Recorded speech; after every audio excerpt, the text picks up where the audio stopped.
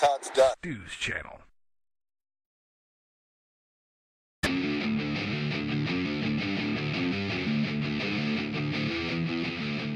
So we're going to go straight into this. I'm warming this up, and momentarily this will be hot enough to do the job I want it to do. There's no removing the line there. It is has been apparently glued in, so that's out of the question. Let's see what happens here.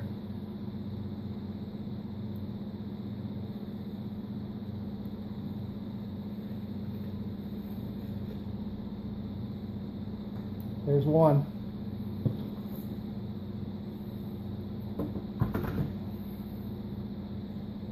Here's the other.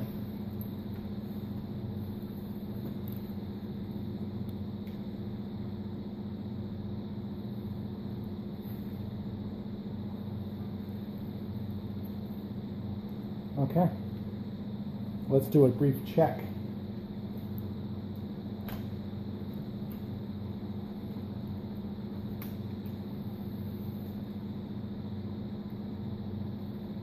A little more. That'll work on that one. Flip it over. Now, since I needed a little more on that side, I'm assuming this side's going to need it as well. There it is. That's done. Get back to business here.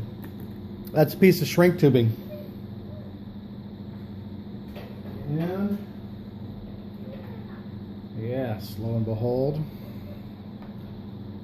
a nice heat gun. So what's the objective here? Well, the objective is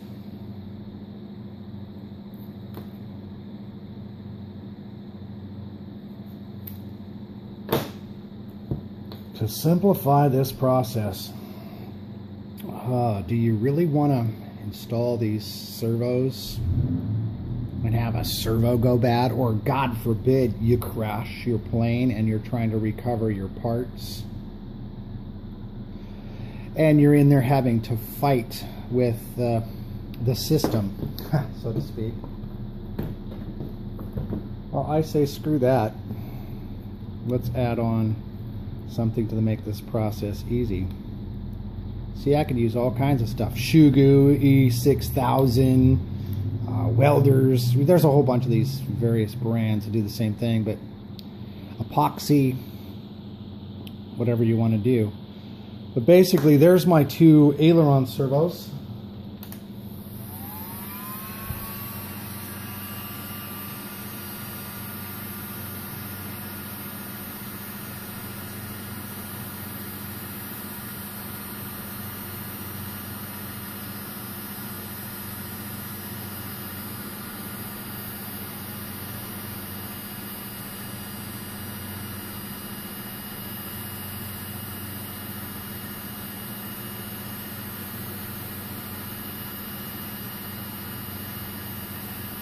You're wondering, is that really getting hot, Stu?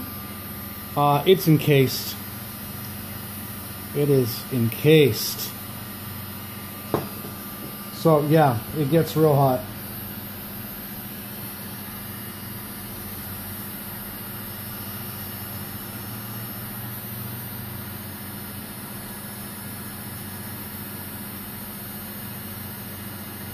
These are all prepped, ready to roll.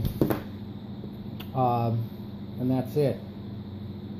The next step in this process is to, of course, mount the servos. What am I going to use? I'm going to use some E6000 to mount these. So let's get all this stuff up in the front section here. I'm going to have to get me some more of this. This is great stuff. I don't work for them, by the way, but it's good stuff. So I'm going to have to do a little bit of a test fit here. Let's just make sure that my wires can fit back up underneath the plane, easily fitting up in there, because I'm going to have to make a couple of little slices in here as my prediction. to accommodate for the mounting tabs.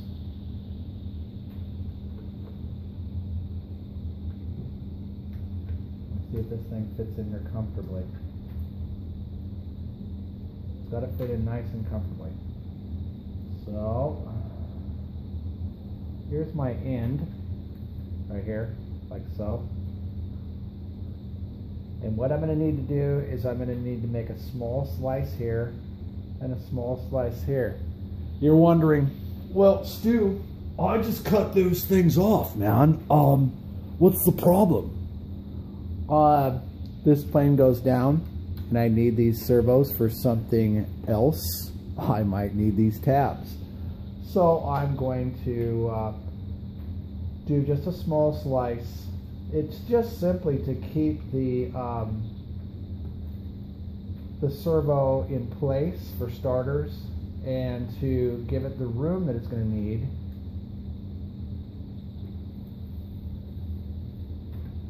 To go in. A small slice here. It's a very small slice. Like so. And there's where it's going to fit in, just like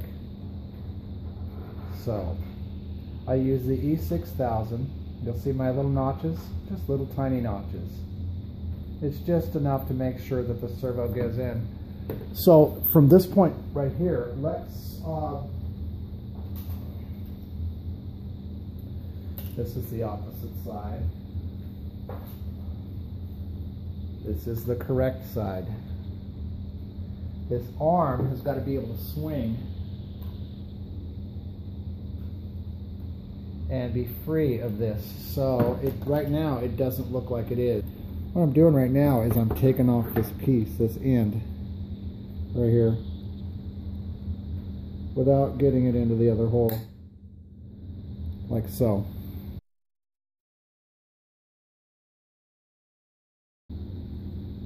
Yeah, the stuff's pretty hardcore. Even the lid will get sealed up.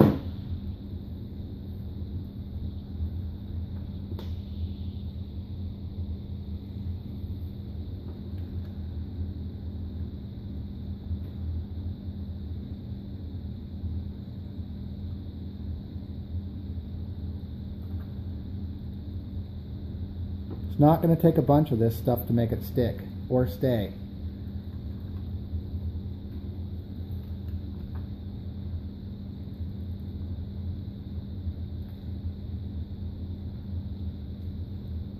That right there will do the job. Just that much. Carefully tuck my wires back where they were without getting them in the glue.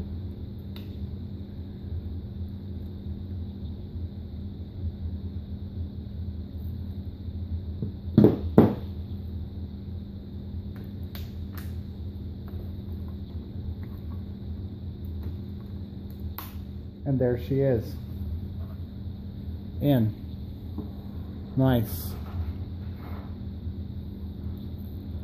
Why the shrink wrap? Come on now. Refresher. If I need to pull this out of here, I just slice this and pull the servo out of there. That's it. That's the reason why.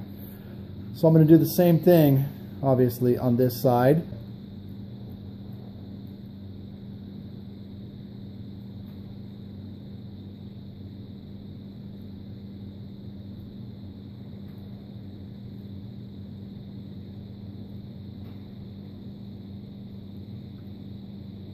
That's ample right there. Just get those out of the way. That amount right there. That's it. And since I went to show you, it's gonna be a mission to get the wires back in. Let's see if I can make it happen. And yes. And there they are. Just like the other side, nice and flat.